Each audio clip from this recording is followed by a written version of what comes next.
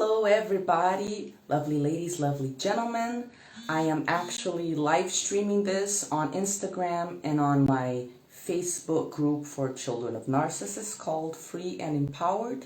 So today's live is about codependency. What is it? What are the characteristics? And what can you do to heal from codependency?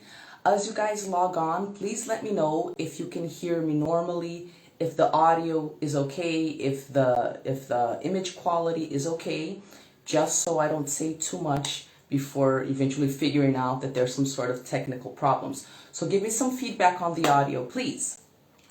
Okay, guys, so I think this is a really important subject for our group of people because, as you probably know, codependents are a perfect fit for narcissistic partners because narcissists demand that you prioritize their needs, putting your needs not even second, really last. And codependents have the characteristic of always overgiving and really not demanding much more in return as they withstand abusive, toxic relationships. Hey guys, my voice is a little low. What about you guys on the Facebook group, Free and Empowered? Can you hear me? Maybe I just need to get a little bit closer. So let me know if that's a little bit better, okay? All right, so before we get started on our live about codependency, I just want to let everybody know that if you are interested in healing from childhood narcissistic abuse, we are starting the Inner Mastery Lab on March 22nd. And I'm sorry, March 22nd is when the cart opens, and April 5th is when our group starts. Now, if you want to know more about the Inner Mastery Lab, it's a 10-week program to help children of narcissists overcome childhood narcissistic abuse by building a life based on their true self. If you want to know more about this, well, if you're watching this video on Instagram, just click on the link in my biography and you'll be taken to the Inner Mastery Lab page. And if you're on YouTube, then just look in the description of the description of this video and you will find a link there as well.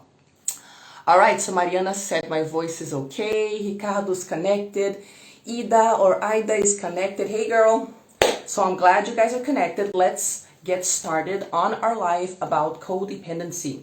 And if you see yourself in anything that I'm saying, let me know in the comments below because I want to know what is or isn't relevant for you.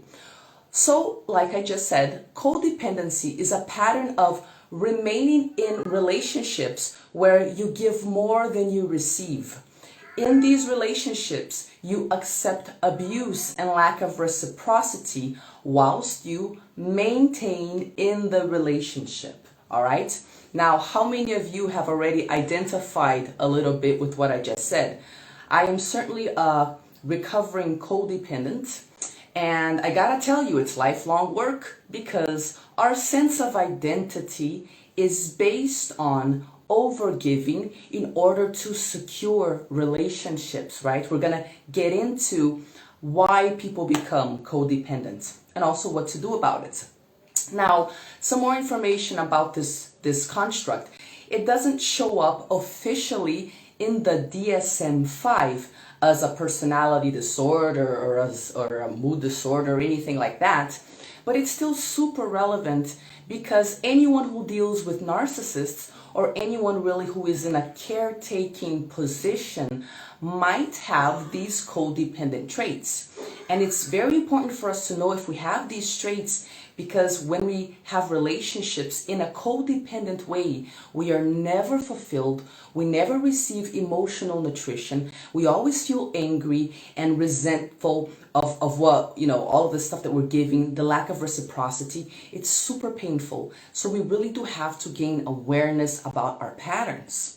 Now, this word codependent, it's used in different ways by different authors. It's been around since the 1960s, more or less, but it really became popular during the mid-1980s in Alcoholics Anonymous groups and clinics throughout the United States.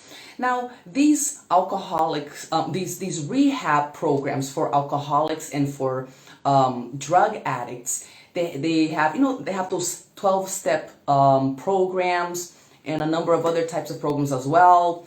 In these rehab clinics, the people, the therapists, the counselors who work there started to realize that the drug addict or the alcoholic really wasn't the only problem. They started to realize that there was a dynamics happening within the family and the other people in the addict's life, and that these people actually participated in these dynamics in such a way that the addict was always kind of becoming a child or acting more childlike, because they knew that there was somebody there to pick up the slack and to basically rescue them or fix whatever they would do wrong. Now, this is very interesting because, if you don't take responsibility for yourself and you're in relationships, you gotta be with somebody who has the tendency of taking too much responsibility. Who identifies with what I'm saying here? Let me see those hands up. Who's identifying? All right.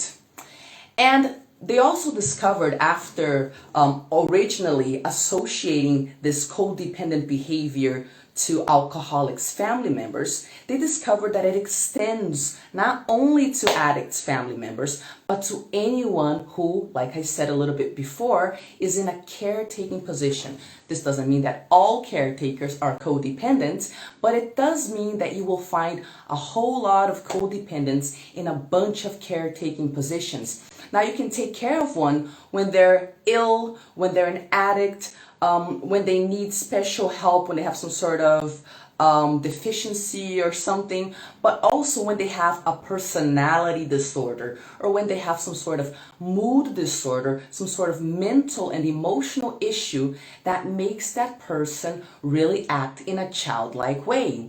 And as we know, this is relevant for us because narcissists are essentially little children in adults' bodies, but they have the emotional reactions of children from around the age of 3 to 6 to 7, maybe a little bit older.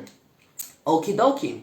So codependent became a word that is amply used for all of these different situations, and I want to kind of give some concrete examples of how this overgiving, this tendency to rescue, actually takes place. Now, I'm just going to read a bunch of examples here so you guys can really get an idea of what I'm talking about, and let me know what you identify with the most, all right?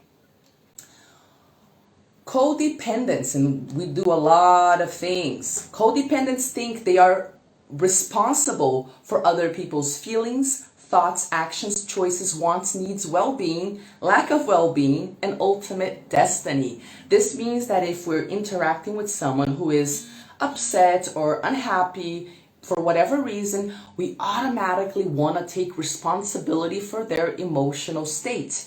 This is, of course, a confusion in the area of what is my responsibility and what is the other person's responsibility. And we're going to take a look at why these lack of boundaries, this lack of awareness of what is mine and what is yours happens. But for now, I'm just going to read the characteristics. Codependents feel anxiety, pity, and guilt when other people have problems. They feel angry when their help isn't effective. They wonder why other people don't do the same for them. They don't know what they want and need. And if they do, they tell themselves that it's dangerous to actually express their needs. They think it's dangerous because this is what they were taught as children. When codependents were kids, most typically what they had were some narcissistic parents, or at least one parent that was manipulative and had narcissistic traits. And, there is a reversal in roles in narcissistic families, in the way that the parents infantilize themselves and demand special care. And the children's needs really are in second place or in last place. And the whole family kind of orbits around the needs of the narcissistic parents. Children soon realize that in order to be accepted by that parent, to get some love, some validation, some attention, or maybe just not to be punished so much, these children adapt to the reality of that family, which is, hey, even though I'm the adult, I'm gonna act like a kid. And even though you're the kid, please come take care of me emotionally and help me out with anything else that I need you to help me out with. So, because we grow up, being forced to adapt to this weird family dynamics where we have to hide our true self of that child that we were, that is full of needs, right? Needs aren't good for narcissistic parents. They don't want to worry about your needs. It's almost an insult for a child to demand that she be a child in his or her own childhood. It's almost offensive for narcissistic parents to take into consideration that their children have needs.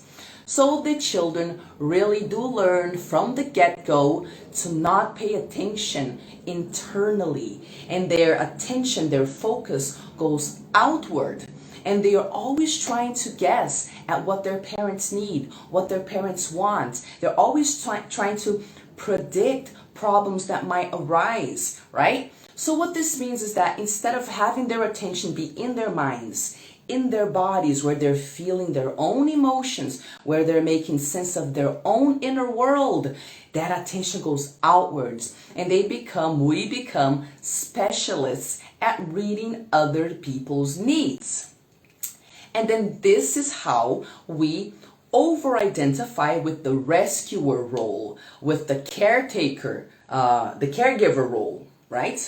So I'm going to give you some more examples of codependent behavior. We feel safest when giving. We might even feel insecure or guilty or bad or like we're doing something wrong when people give to us. It's like, what's going on here? I'm also getting something out of this? Well, that's not normal. Look at this. We find ourselves attracted to needy people and toxic people. Now, this is really important here. Lots of my clients ask me, Tari, it really sucks because I'm trying to have healthy relationships, but I feel sexually attracted to the abusive types, and I don't know why.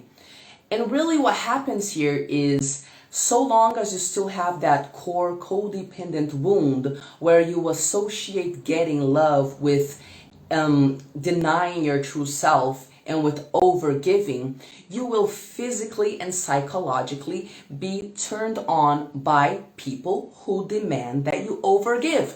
Narcissistic types. And you will actually be sexually attracted to these people. Your rational mind might be telling you, this is dangerous. You need to get up and run the heck out of here. Something bad is going to happen. But your body reacts with horniness. And it's super confusing. Now, what I want you to know is that with time, as we heal that core wound and we start really understanding what boundaries are and what our specific boundaries are, and we start expressing these needs for these boundaries to other people, we go through a transformation where what attracts us also changes. And then we start kind of rejecting and feeling a repulsion towards the narcissistic types.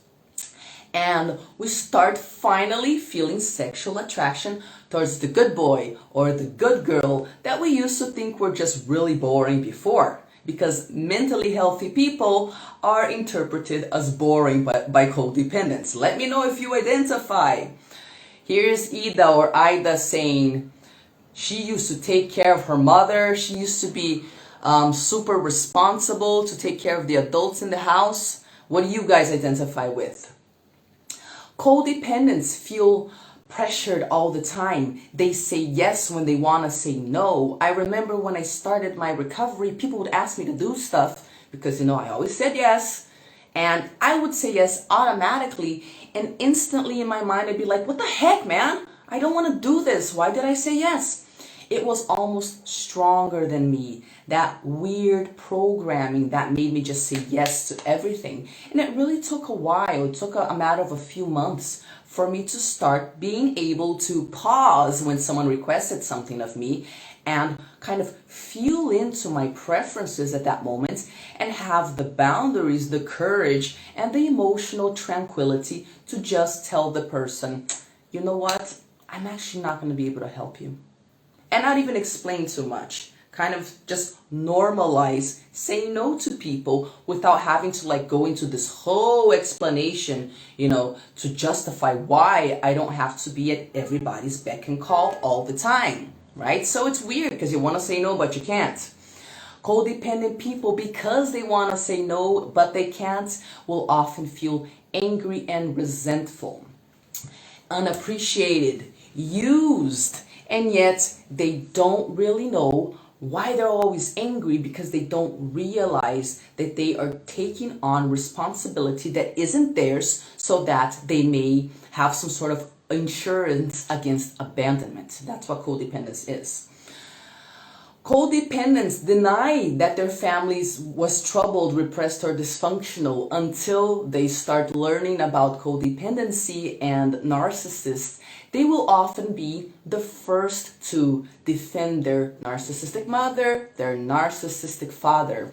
If you're a kid and you have to try on these different identities in your family environment because you notice that all sorts of parts of your personality are not really welcome in your family, and then you realize through trial and error that you're a good caregiver, that your mom likes it when you're her therapist, your dad likes it when you put them in first place. Well, what you're gonna do is you're going to develop a dependency on this identity of being a good, saintly person, of being a martyr.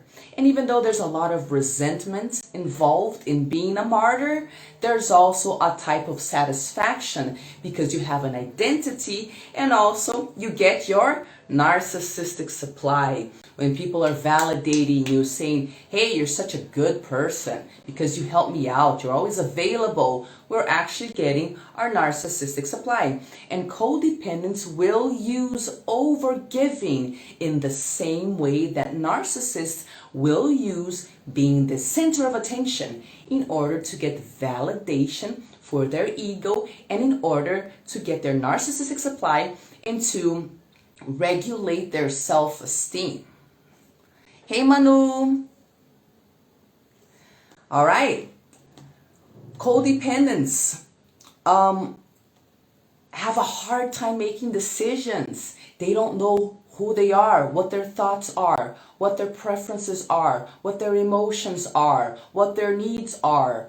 They don't know any of these things because they are not inside themselves feeling that natural inner wisdom that stems from our true self. Your true self is your inner wisdom, your inner essence that is always communicating with you through a number of different means. Emotions, for example. Remember I said that codependents will often feel anger? Well, anger is a painful emotion that serves to draw your attention, to call your attention to something that's wrong. Now, because codependents do not focus their energy towards their own inner world because they're always trying to guess what other people want, they don't actually have access to the wisdom of their own inner world, and they end up knowing nothing about themselves. It's really a void in their connection with themselves, and they don't know how to figure out what their needs are to express them in the first place. Codependents might not feel love, but they settle for feeling needed. They settle for feeling useful to somebody. When codependents think of finally expressing their true needs and boundaries, they will often feel terror. Because, think about it, if as a kid you learned how to be a codependent because that was like the only way that you could get your attachment needs met, and this is truly a life or death situation for children. Children need attachment because children need adults for everything. Human kids aren't like elephants or horses who are born and in a matter of seconds walk off, right? Because they're kind of independent. No, human babies really need their parents for years on end. And when you need other people to the point where you will die without them, if you don't act the way you need to act to get your needs met, For you, it is a matter of life and death. And even though as an adult, you're not a child anymore, you can take care of yourself. It's not a life or death situation if somebody doesn't like you. You're still clinging to that identity that you formed as a child who could only be seen as a caregiver. And when you think about expressing your needs as an adult, terror might overcome you because in your childlike mind, in your interpretation, you're seeing that as a death, as none of your needs are going to get met from now on because, oh my God, I expressed them and I'm going to be punished or abandoned for having done so. Hey, Heratinha, welcome. Codependents will often give up on their life path and on their personal dreams when they start having relationships. It's like all of their energy and attention goes towards the other person, and they slowly start withering and dying inside. Codependents will tend to ignore problems or pretend they're not happening. You know that concept of toxic positivity? I was definitely one of those Pollyanna people who just pretended, oh, nothing's happening, there's nothing wrong, everything is okay.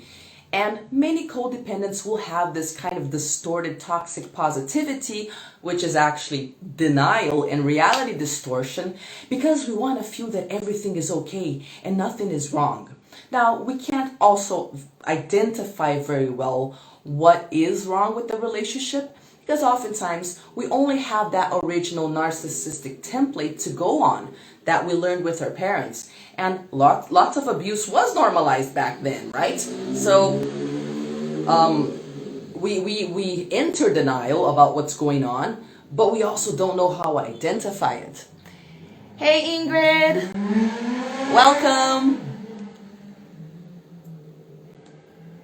Codependents will stay busy so they don't have to think about things. And here I want to mention something specifically. Many codependents feel such an emptiness inside that they will substitute, rather they will try to fill that emptiness with something that I call a substitute for life. What's a substitute for life? Chaos and drama, crises. It's great when you have the habit of always rescuing other people from the crappy situations they put themselves into, because that leaves you no time to take a look at your inner void, to see how inadequate you feel, unworthy of love, and why all these beliefs are actually what are making you subject yourself to so much torture and toxicity, right? Codependence will not take the time to figure out if they love or like other people. They will just give from the get-go, and they don't really have any sort of proof that other people even deserve it. It's their modus operandi. It's how they get their love to begin with, right? So they don't think about evaluating whether people are good enough for them, because that would indicate that the codependent is actually thinking about their own needs, and this is not what codependents do. So they don't take this time to figure out if other people, if they like other people or love other people. They just try to take the time to fit themselves into what other people think they should be. Codependents will do things that they don't want to do due to lack of healthy boundaries, such as having sex when they don't want to have sex. And oftentimes they won't even know that they have the right to say no. Now, I'm Brazilian, and in my country, it's a very, very, very macho country. And lots of people here believe that women, in order to be good wives, they should not deny their husbands or their partners sex. So it is quite normalized for women, for married women or women who are relationships here in my country, to have sex against their will and to think that this is normal. In my country, if women don't do it, then it's such a macho country that men will actually be stimulated by their friends to cheat on their wives, and then they'll be like, well, your wife didn't want to have sex with you and this is her job. What can you do, man? You gotta find another one. So many Brazilian women will feel forced to have sex in order not to be cheated on, because if they don't have sex and they're cheated on, they're actually, if they tell this to their friends, to their mothers and to their other girlfriends, they will actually receive as a response, why the heck didn't you have sex? Don't you know that as a woman you don't have a choice? You know, he cheated on you and it's your fault. And now your family's going to fall apart because you didn't have sex. You should have been a better wife. Now, I'm mentioning this because I know there's a lot of people from all sorts of different countries who follow me, and maybe these dynamics are similar to dynamics in your country or not. But the point of this example is just to say that there are cultural issues that make people believe that certain codependent traits are actually desirable, necessary for you to be a good wife or a good husband, and really they're not that healthy at all. Is there something common? Something similar that happens in your country when it comes to being a good wife or being a good husband? Codependents say they won't tolerate certain behavior from other people, but they will gradually increase their tolerance until they can tolerate all things. And even though it hurts them, it also makes them feel like martyrs. And this will bolster their sense of identity. Okay, guys. So there's lots of different examples of codependent behavior, but I'm sure you guys have already identified yourselves as having some of these behavior. Now, I keep doing this with my head, guys, because I decided to do the live this way with the cell phone, like horizontally, and I can only read your questions if I'm like this, except for on Facebook. I can read it normally. Okay, so what causes codependent behaviors? Manipulative, narcissistic parents. And these can fall into a few different categories, actually. We have codependents who are the children of addicts. They might be alcoholics. They might, be addicted to some other sort of substance or whatever. Now, why do these parents create codependent children? Because addicts will often act narcissistic. They will do so because the substance that they're addicted to will take first place. And this means that the family's needs are going to be last. They just get pushed out of the way. And this is what narcissists do. So oftentimes you will meet addicts who seem like they have narcissistic personality disorder, and you won't really be able to tell if they're narcissists or if they're just addicts, because they act very similar, and that the chemical dependence needs to be dealt with first so that their behavior may be observed without the addiction. Then you can figure out, oh, it was just the alcohol that made him act like a narcissist. But you might figure out, he is a narcissist. There's that. Other types of parents that will create codependent children, obviously narcissists, specifically covert narcissists. Covert narcissists are those narcissists that get attention not by being the best, but from being the greatest victim. Oh, I did so much to raise you. It was so hard having you and your siblings. You owe me. Or I have all of these health scares and I need someone to take care of me. Or, oh, I can't work when I really can. I need someone to take care of me financially. Covert narcissists are the big victims that essentially become little children so that everybody else has to take care of them, and they generate emotional dependency. Other types of parents that will create codependent children, borderlines.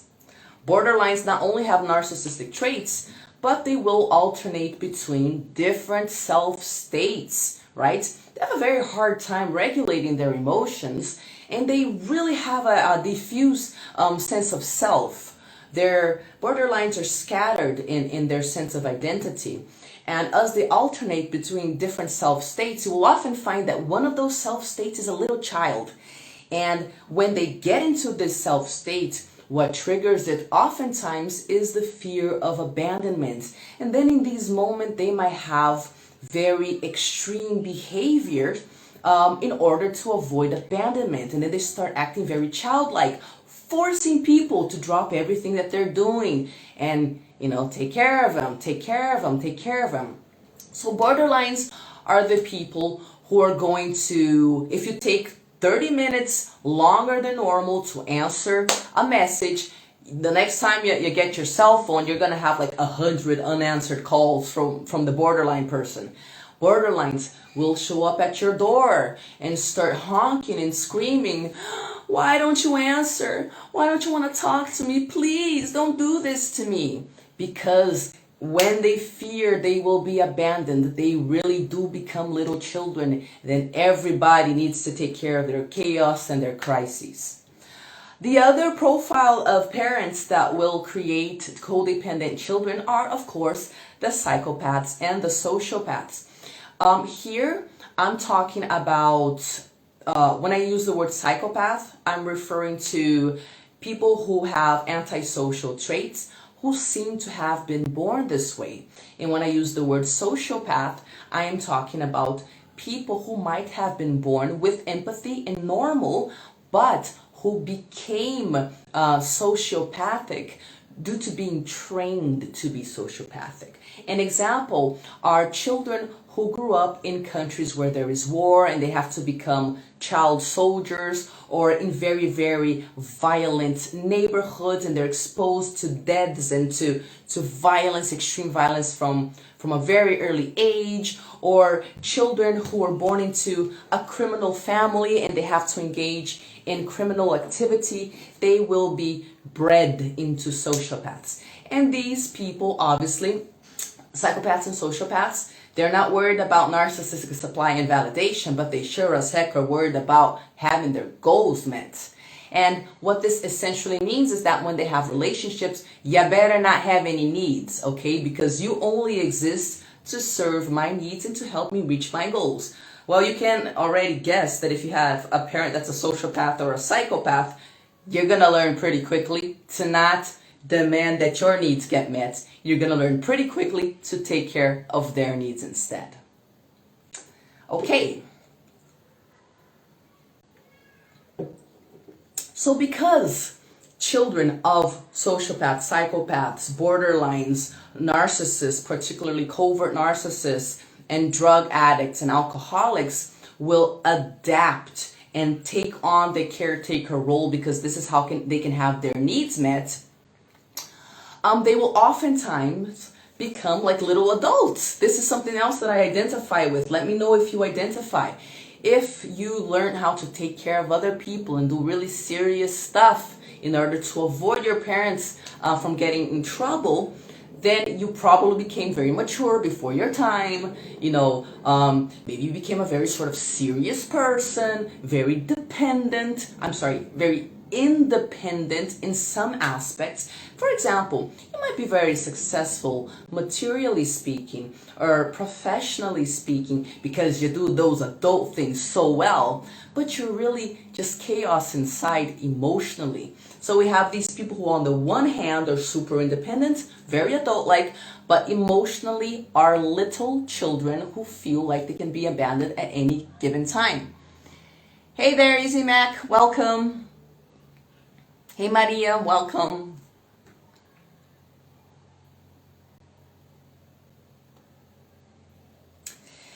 And you will see relationships between codependents and their parents well into the adult phase of that codependent's life. Have you ever met those guys who never get married? They don't have relationships. If they try to have a girlfriend, their mothers start kind of like, busybodying and trying to comment on how their relationship should be. And basically their mother will like get in the way and will try to separate their son from the partner. And then you see these sons who are like 50 years old, who have never moved out of their mother's home, who can't have relationships. Their mother is always sick or always a victim somehow. And what the mothers do here, and fathers can do this with their children as well, is that they will put their sons or their daughters in the space of being their therapist or being like a substitute husband. And this is actually called emotional incest. Now, in exactly the same way that when it comes to sexual incest, for example, the adult will completely ignore the needs of that child, and he won't even think about the consequences to that child of that sexual incest. He will just take her or him and use them for their own pleasure. Well, this happens emotionally as well. With narcissistic parents, they will just take the child's emotional resources, their time, their empathy, their ability for listening, and they will just use it for their own emotional needs. Even if this really screws up the kid's mind, and it does screw up a kid's mind, because oftentimes they'll get like 7-year-old kids, 6, 8-year-old kids, 10-year-old kids, and they'll tell them about horrible things. They'll tell them about sexual things they shouldn't know about abusive things, and adult themes that kids really shouldn't be having to deal with, much less help their parents deal with, right? So this emotional incest denotes just as little knowledge of boundaries or respect of boundaries as sexual incest does. And it will leave the same amount of psychological scarring or even more than sexual incest does. So it's super serious. It needs to be taken seriously, because if you come from cultures such as my own, or Asian cultures, Jewish, Muslim cultures, families are very protected, and family unity is really stimulated, to the point where when you see a son and his mother having such a relationship, many people from the outside will interpret that as being beautiful. Oh, look how healthy. That son really loves his mom, when really the son doesn't even exist anymore. He's dying inside, and he's just secretly waiting for his mom to die, because that's what many children of narcissists do. They just secretly wait for their parents to die, because they think that this is how they're going to be free. So I'm getting some feedback here, and Ida said that she identified with being very independent in her work situation, but emotionally codependent. Hard to take care of her mother, and she had to take care of her mother since she was like 3 years old. Where there we go, guys. That's a perfect example of what I was talking about. And I also identify. I was very adult from a very young age. I decided that I needed to take care of my whole family when I was a kid. But emotionally, I was very fragile and attracted narcissists and toxic people who would use me, and I didn't realize that I had the right to say no. You know what I mean? Okay.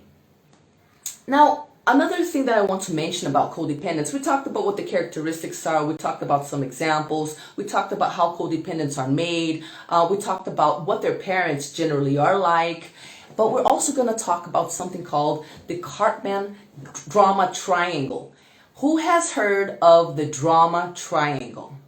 Now, the drama triangle is a study that involves analyzing why certain people are always in crises or in dramatic, chaotic situations. Now, they discovered that wherever there is drama, there is this drama triangle, which involves 3 different roles that people can take as they generate this drama. And I'm going to explain these roles, and I'm going to give an example of how we can switch from one role to the other due to our codependent traits and also narcissistic traits, but we'll get into that a little bit. And let me know if you identify with anything that I'm saying here. Hey, Ka! Ah, Ka! Welcome! So good to see you. Haven't seen you in forever. So in the drama triangle, there are the 3 roles, right? You have the persecutor. So someone who's going to persecute you, who is going to be the bad guy, the villain, right? You got the villain role. You have the victim role. And you have the savior role. Now, wherever there's drama and chaos, you can bet your bottom dollar that there is a victim somewhere, there is a villain somewhere, and there's a savior somewhere. Now I'm going to try to describe how these dynamics happen with codependence. So you're a codependent and you're having a relationship with someone who has narcissistic traits, and you're giving and giving and overgiving and overgiving and overgiving and overgiving and overgiving and overgiving. Why? Because you know, if I just give them enough love, they'll be fixed. Or if I just save them from themselves, everything will work out. So you're in the savior role because codependents love being the martyrs, right? Let me sacrifice and pretend that it's healthy because people validate me, okay? You're in the savior role. And then because you're dealing with someone who has narcissistic traits, it's never going to be enough. It's never going to be enough, and you're not going to get reciprocity, which means you're going to get pretty angry. Oh yeah, codependents look so innocent and saintly on the outside, but they feel fury from feeling used on the inside. So the savior starts feeling used, and then they start getting into the victim role. Nobody helps me like I help them. I'm always getting used. I'm always getting abused. This always happens to me. Life is so unfair. This is a form of externalization. Externalization is a type of defense mechanism. What it basically means is you put yourself into crappy situations and then you blame other people. Like, why am I in this situation where I'm being used and abused? I have no idea how I put myself into this situation, right? So they go from being the savior to being the victim. Oh, nobody helps me out like I help them. And then as the anger wells up inside, they will switch from the victim role into the villain role, because anger and feeling used is going to make you start blaming and pointing your finger and losing your cool and having emotional outbursts. Many goody two-shoe codependents will smile all the time. They'll have a smile plastered onto their face 24/7, but they might at the drop of a hat be seething with anger, start foaming at the mouth. I actually had this happen to me a few times. I had no idea how to say no to people. So as I started feeling victimized, and then that made me feel super angry. I would have these episodes where I would lose it. I would flip it. I would even black out. I wouldn't remember what I did afterwards. I wouldn't remember what I did afterwards. And when I came back to, I was foaming at the mouth, angry, people looking at me from the outside like, oh my God, she's become a monster. What's she gonna do? Now, it took a long time for these outbursts to happen. It would like take even a couple years, you know what I mean? But it just accumulated, and when it finally burst, and when it finally popped, that bubble of rage, I became the villain. Because then I just wanted to kill everybody. And then that's what I wanted. I wanted death. I wanted homicide. So you can see how if you're in the drama triangle, you're saving, and then you're a victim, and then you're attacking. And then when you attack people, you feel what? Guilty. Oh, I'm such a horrible person. Why did I explode? Why did I act this way? And then you kind of feel bad about yourself. And if you're dealing with narcissists, they'll be like, yeah, you're to blame. Of course, it's your fault. And then you'll be like, oh shit, it's my fault. I guess I have to start overgiving again in order to make things right. And you go back into the savior role. And this repeats itself over and over and over and over and over and over again. And you can complete this triangle in a matter of hours. You can complete this triangle in a matter of years. But you're gonna be the victim, the villain, and the savior. Okay? And all of this is due to lack of boundaries, having no clue what is going on inside you in terms of your needs, your wants, your desires, and having no clue how to express this, and being scared shitless that if you do express it, you will lose all the relationships in your life. Okie dokie. So I can see lots of people are identifying. Somebody here just said, oh my God, you're describing my sister. Manu is saying, yeah, that was exactly what happened with me and my mom a long time ago. I didn't exist. Yeah, guys, I definitely identify with that. I get where you're coming from. Hey, Easy Mac. Taking notes, huh? Good boy. And Ida is saying here, oh yeah, quiet for years and then rage. Yeah, guys, if you overgive and you're feeling used all the time, you're gonna feel enraged at some point, right? So we plaster on a smile, but there is so much rage in the background. Hey, Marilani. No, Marilani. Welcome, Marilani. Okie dokie, so now we're going to get to the really important part, which is, what do I do about it? How do I heal from this? Is there healing possible for codependence? And the answer is yes, we can heal. It is lifelong work because we have some traits that keep on coming back, right? So you got to be aware of them, and you also have to have tools in your toolkit. Tools that you're going to use when you start relapsing, because you definitely will. And we're going to talk about those moments where you relapse because they're actually useful for your recovery as well. And I'll explain how. So yeah, there is help, and I'll tell you about some of the basic steps in codependence recovery. Okie dokie. So I guess the first thing that we need to talk about if you want to heal from your codependency is that it is going to hurt like hell. It will most likely be one of the most painful things you will ever do in your entire life. And I believe that as a therapist, I have to be perfectly clear about this, because when we come from toxic family environments, we oftentimes have very little resiliency for trouble.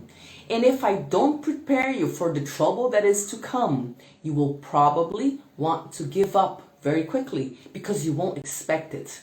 So I think the first thing that we need to really make clear is that it's going to hurt and it's going to take time.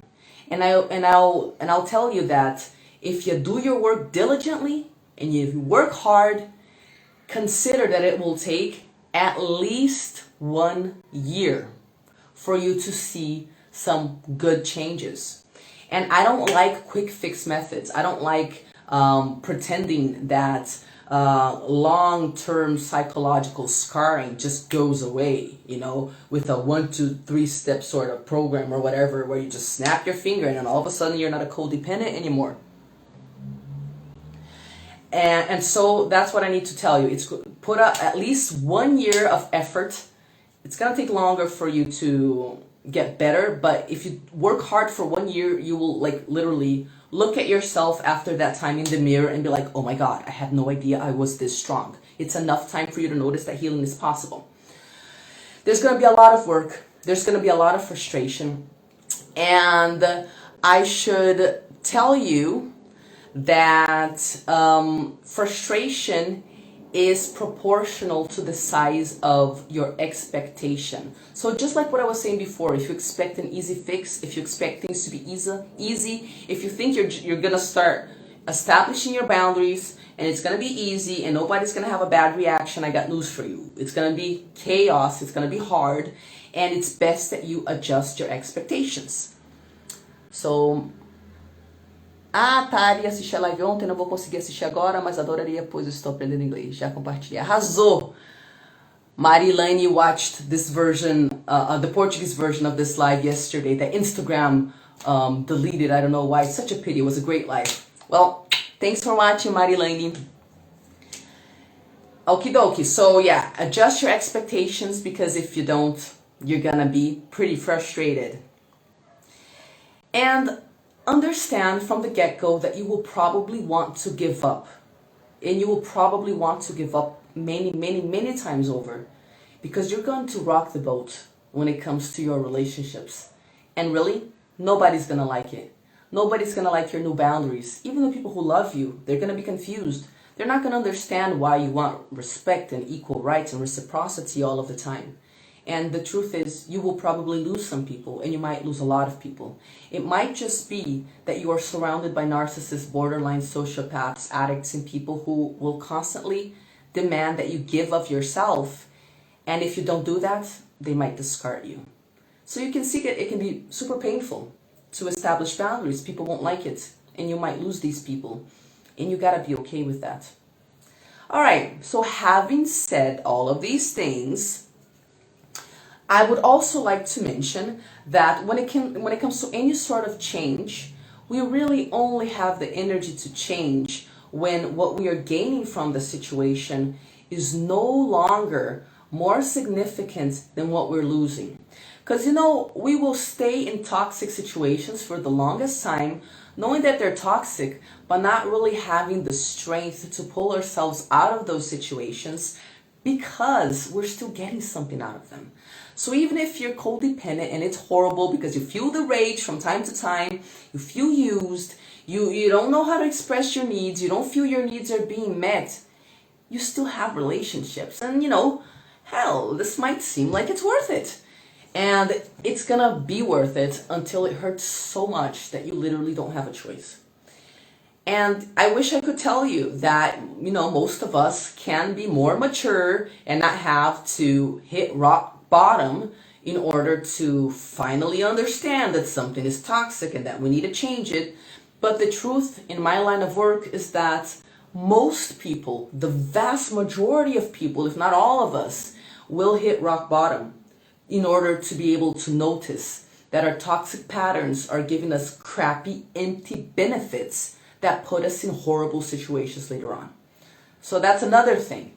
You might know that shit is wrong, that something's toxic, but maybe you haven't gotten to the point where you've hit that point of no going back, of not tolerating what you've been tolerating your entire life. And to get to this point, it might take years. What I'm telling you is that you might intellectually understand what codependency is, what narcissists are. Hell, you might have much more information than me. You might be able to write a book on all this stuff. But still, the intellectuality of it isn't just switched into being the practical experience of it. It might take a couple years for you to transform that intellectual understanding into practical acts where you respect your boundaries and everything. So Aida said, yeah, I'm in my second year of healing now, and just now I feel resilience, have boundaries, and can see the difference. First year was just pain. Thank you so much for telling us that, because if I tell you guys, it's going to be a year of pain, put at least a year's effort into it, it might sound like, dire circumstances for you to want to face, right? But it's worthwhile, and it is going to be a hard first year.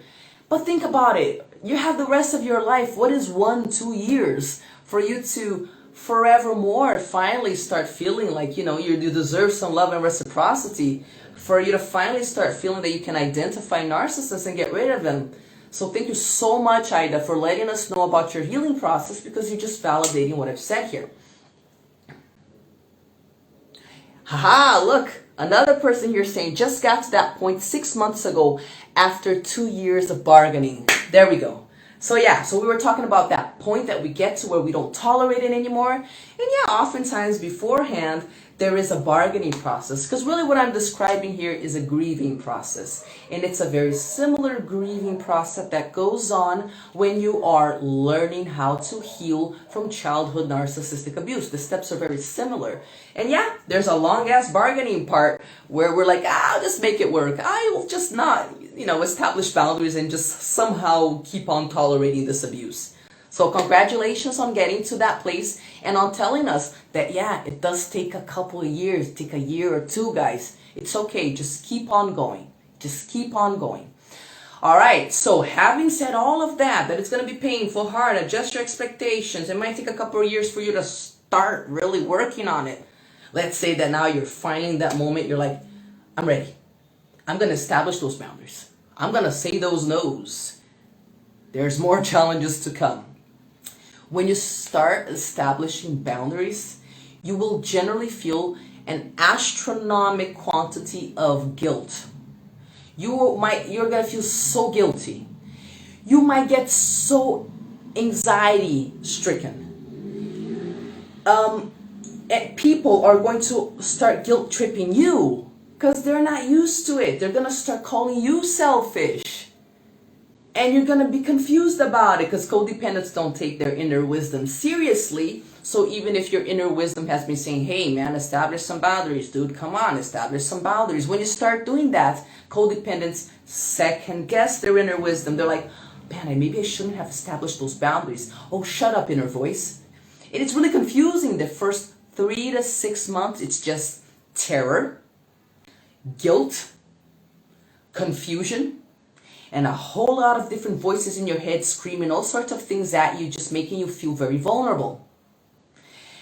You will also deal with guilt tripping, with passive aggression. I have a whole video on passive aggressive behavior. Hey Nick, welcome.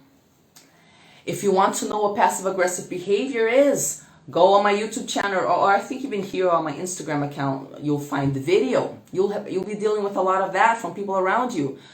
You will be dealing with a lot of people going on smear campaigns, right?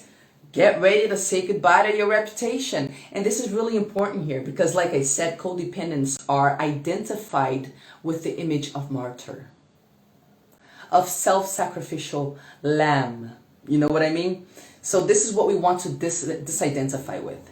You don't want to think that you have to be a goody two-shoes in order to have self-esteem. Start not worrying about whether people see you as a bad girl or a bad boy, if this is healthy for your mental health, right?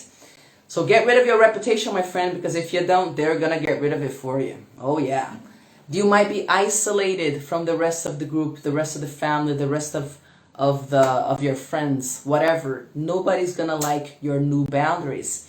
It's also going to be super hard at this initial moment to understand who in your life is an actual abuser and who is someone who just loves you, but because they grew up around you not ever having any boundaries, they're just kind of confused about what's going on right now. This is another way of saying that even the people who love you are going to get angry at you. And, you know, the whole adjust your expectations thing. Because it's going to be hard for you to weed out who is an abusive person and who isn't. The trick here and the tip here is for you to just keep on establishing those boundaries and resisting the desire to like go back to the way things were before. Because like I said, you will want to go back to the way things were before. It's scary, guys. It's scary as heck for you to say no for the first time. I got so scared I used to get diarrhea just imagining that I would have to say no to someone. That's how scared I used to get. All right, so after this initial 3-6 month phase where you start saying no, when you deal with all of this backlash from people in your life, and when you don't know, and when you still don't know who is an abuser or not, and there's lots of voices. I think my mascara is coming off. So there's lots of voices in your head telling you all sorts of different information. Then you start feeling a little bit stronger. You notice that those symptoms of shock and anxiety and terror, they start, subsiding just a tad bit. But this is a moment where it's going to last a few more months here, maybe 6 months, where relapses might be very prominent.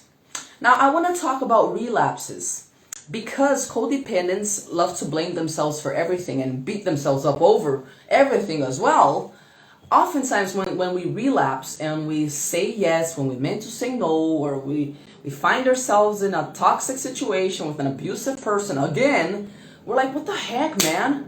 I watched the lives, I did the workbook, I did the therapy, what is going on here? Here I am yet again saying yes when I want to say no.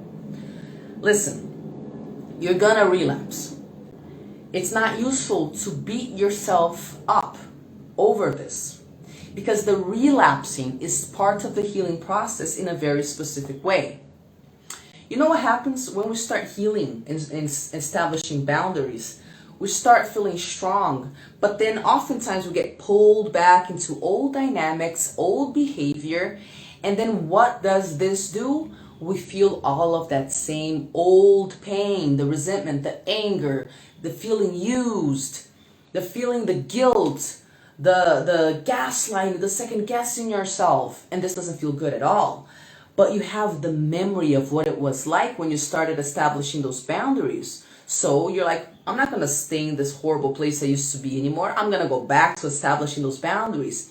And then you go back to establishing the boundaries. And then you feel strong again. But then you relapse again a couple months later or a couple years later. And then you go back to those old patterns again. And every time you go back and forth, back and forth, back and forth, this creates a very needed and useful contrast. You know, it's hard to know what life is like when you establish boundaries if you haven't done it. And it's hard to know how painful and crappy not establishing boundaries is when you don't have a healthy example of what healthy relationships could be like for you to compare it to, because you don't know what you're missing. So when you start getting a clue, getting this awareness of what you're missing, when you actually do establish boundaries, because life is so much better because you attract people who actually love and respect you. This contrast that relapses create is useful for you to finally move into a new future where you no longer normalize those toxic codependent behavior, and you can walk steady on your path of having healthy boundaries from that point on. But like I said before, that you might spend a few months or a few years just relapsing, going back and forth, back and forth, back and forth. Don't beat yourself up over it. This is necessary contrast. Hey, Chris. Welcome. Hey, Conscious Organizing. Welcome. Okay.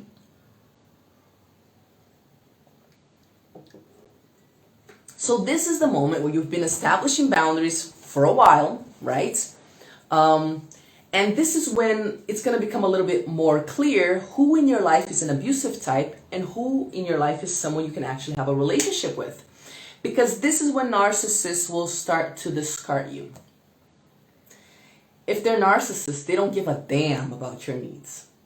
And if you want to have a relationship where your needs are taken into consideration too, they don't give a damn about you. And they might go up in arms with their smear campaigns and isolation of you and the passive aggression and all of that crap. But at this point, when they notice the relationship is not going to be one-sided like it used to be, they don't have any interest anymore. And then it becomes easier to weed out who is a crappy person in your life and who you can hold on to.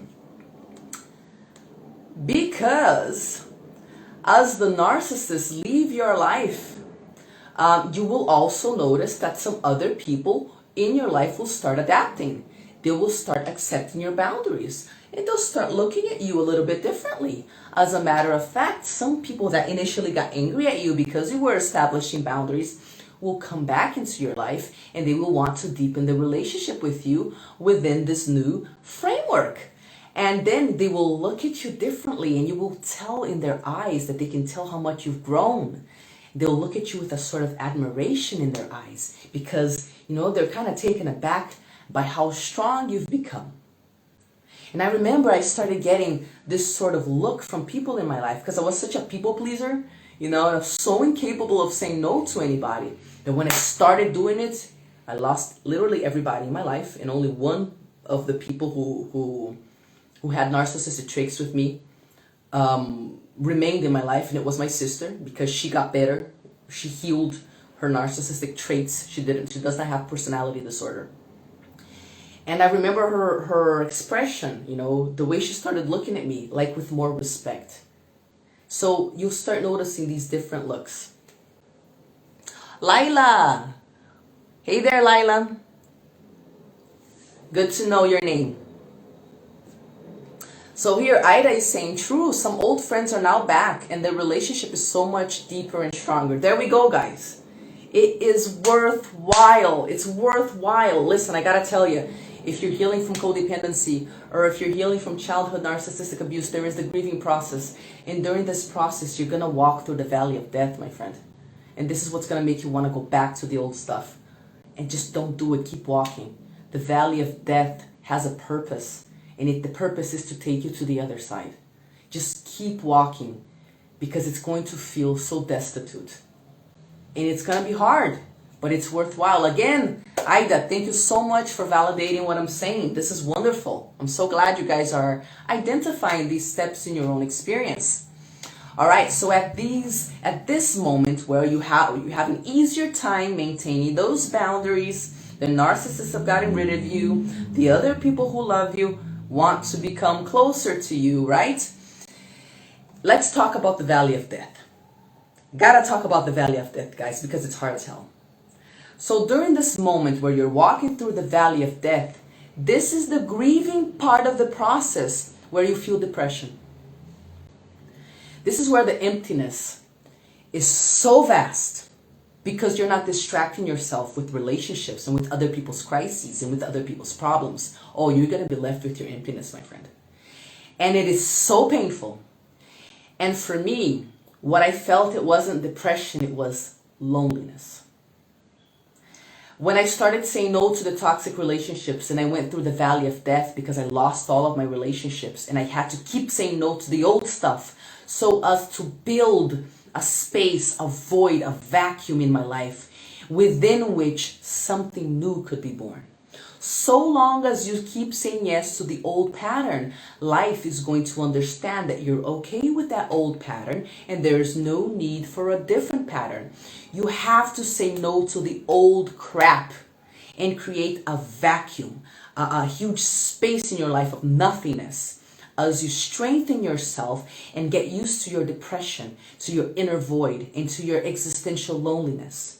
And as you keep telling yourself, I will not fill this void or this loneliness or distract myself from the depression with the toxic relationships. I'll keep walking through the valley of death. I'll keep walking, I'll keep walking, I'll keep walking. And for me, it was so hard because I had never fully felt how lonely I had felt my entire life. And this type of loneliness, it wasn't like, oh, I'm lonely, it was an existential loneliness. And once I started feeling it, I realized that I felt it since I was a child. And obviously my mind hadn't allowed me to feel this because it's so scary for you to be a small child and to have the clear impression that the adults around you are batshit crazy and they can't take care of you and they don't care about you. And that you are alone. So our mind will play tricks on us and do all sorts of things to fill our lives with distraction so that we don't feel. And this is the valley of death. You're going to feel that. You're going to feel the loneliness, the emptiness, the depression that you haven't really felt, that you haven't sat with your whole life because you've been distracting yourself with toxic relationships. Keep going. Keep going. Keep going. You will gain confidence. It will get better, I promise you. But you have to keep walking in the same direction, no looking back. Okay? Except for the relapse stuff that I talked about, that's part of it. Don't beat yourself up over it. Understand that it's part of the process. But learn your lesson and keep walking. All right? So, Manu said, I forgive myself every day for my weaknesses in the past. And this is really essential, guys. Another thing that I see is that when we discover that we're codependents or that we're children of narcissists, you might be 40, 50, 60 years old when you figure that out. And it really feels like your life is gone already. And you judge yourself. You get angry not only at life and at your parents and at your narcissistic partner and friends and boss or whatever. You get angry at yourself. Because you can't believe you put up with so much crap for so long. And you're like, why? Why didn't I say no? Why did I put up with this thing? But I like what Manu said here, because if we don't forgive ourselves for being the way that we were, it's just that much pain that we're adding to our healing process. It's not fair for you to judge your mind that you had back then with the mind that you have now. Judge yourself in that emotional state that you were back then, being that you're so much stronger now. I was in a relationship with this very passive-aggressive, covert, narcissist type of guy. And it was a 2-year relationship. And in those 2 years, I didn't feel sexual attraction towards him. But I didn't understand that I had the right to say no. And this might sound retarded, And adults who came from healthy families might find it impossible to understand and believe that a woman doesn't know that she has the right to say no to sex. But when you have based your entire identity on effacing yourself so as to satisfy other people's needs, I literally did not have the concept in my mind of the possibility of saying no. And in this relationship, he would pressure me into sex, and this is lack of boundaries. Pressuring someone when they've already said no shows that you don't have boundaries. And the other person accepting it when they've already said no shows that they don't have boundaries. So it was 2 years of my telling my boyfriend at the time, I feel like I'm being raped. Why do you pressure me? Why do you pressure me? And he would pressure me, and then I would turn backwards, I would dissociate. My mind would go somewhere else as he used my body. And then I just felt so much disgust that I did it backwards so I didn't have to kiss him or look at his face. And then when he was done with it, I would come back to my body. And it was 2 years of this. And I got so angry at myself later on when I realized that, dude, you knew you didn't want to do it. Why did you have sex with him? But I'm not going to beat myself up over this, because I discovered that this is very common. In Brazil, 90% of women in relationships that have lasted over 1 year have sex against their will. It's not 19%, it's not 59%, it's 90%. That's a lot. So I'm not going to beat myself up over it, because obviously there's something happening here where these hordes of women don't understand that they have the right to say no to sex. You know what I mean? So please, guys, don't beat yourself up for having been the person that you were. You couldn't think differently back then. You didn't have the concept in your mind. You didn't know what was wrong. It might have been obvious to someone else, but it wasn't to you. So thank you, Manu, for letting us know about how important it is for us to forgive ourselves for the person that we were. Okay, so let's say you've done the work for a year or two, right? The narcissists have gotten rid of you. You've gotten rid of the narcissist. You got your boundaries better established. What's going to happen now is that you're going to actually start investing in new relationships. If your story is anything like my story, you're going to lose a lot of people. Like I said, I lost everybody except for my sister, and I was so glad I didn't lose her, because I thought I was going to lose her too. Because I said no to people. But now you're going to invest in new relationships.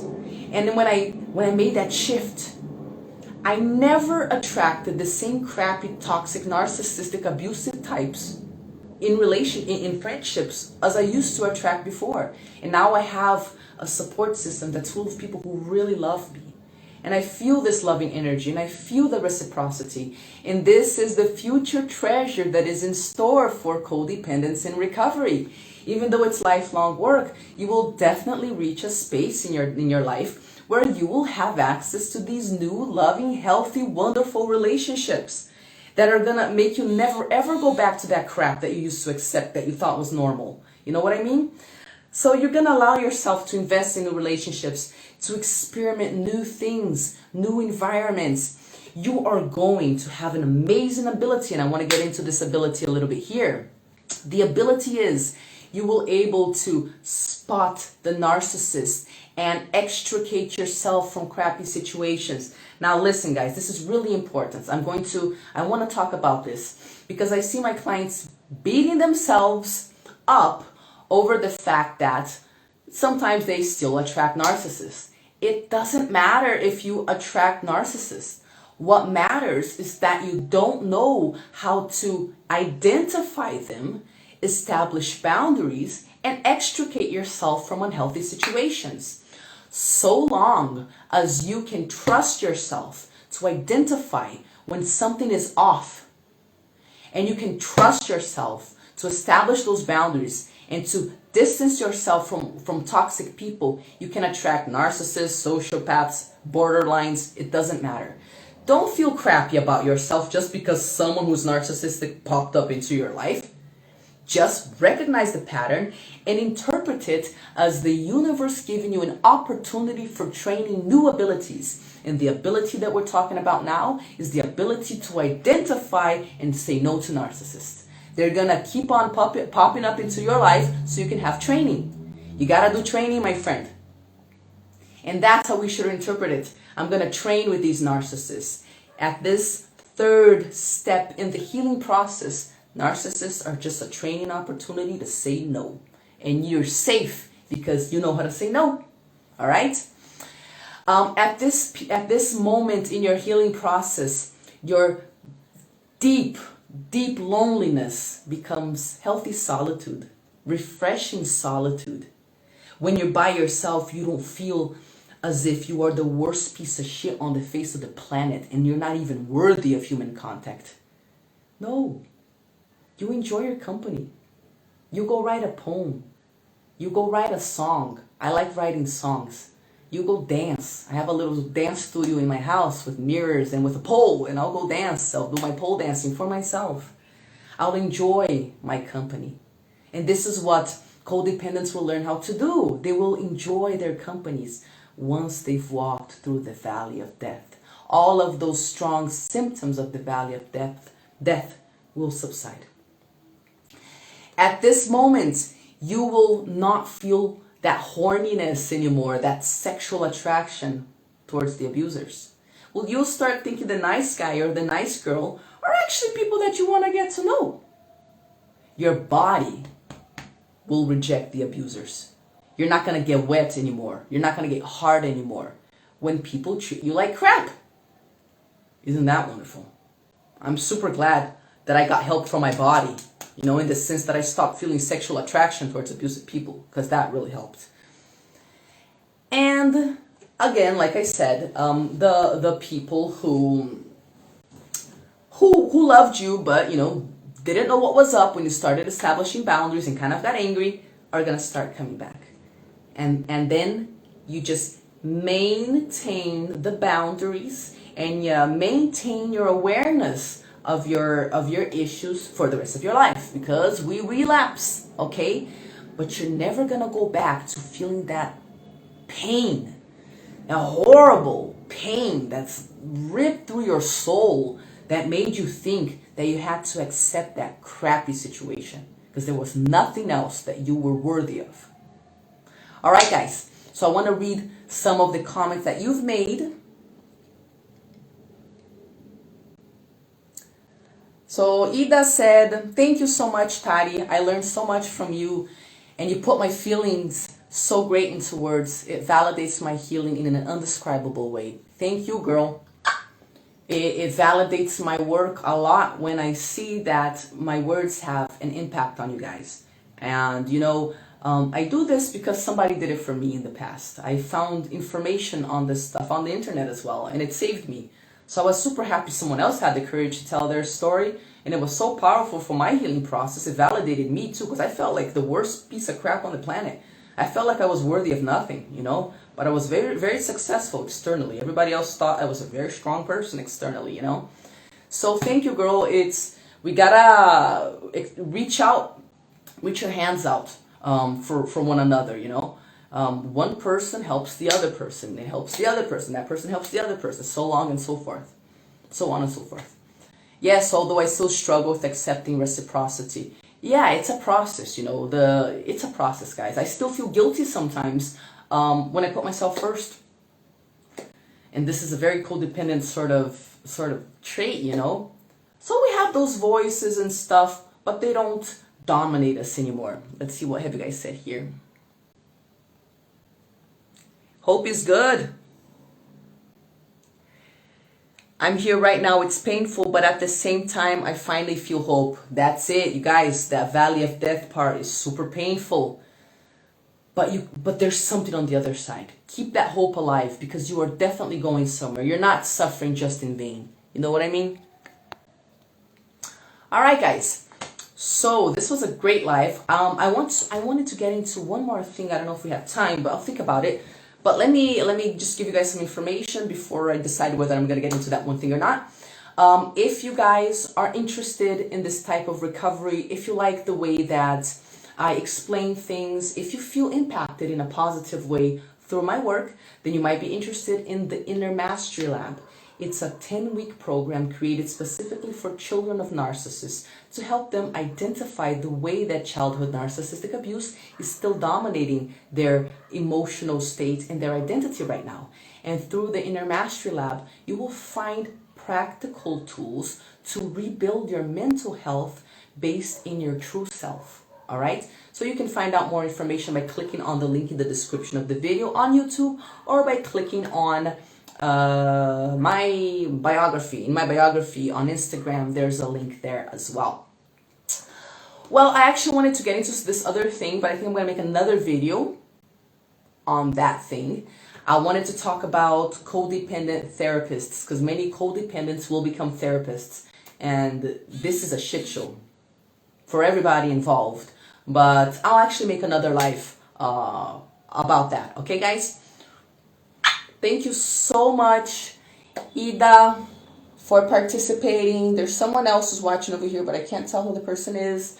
Thank you, Manu. Thank you, Yuri. Thank you, Let's Open Hearts. Thank you, J-Nets. Thank you. Oh my God, so many names. I don't know if I should say the names because I don't know if you guys want to be exposed. If you want your name said or not, but thank you, Mari. All right, guys. Thank you, Celia. Thank you so much. I hope Instagram saves these videos. That's why I recorded it on 2 different cameras, and it'll go on YouTube later on. Thank you so much, guys. Have a wonderful weekend.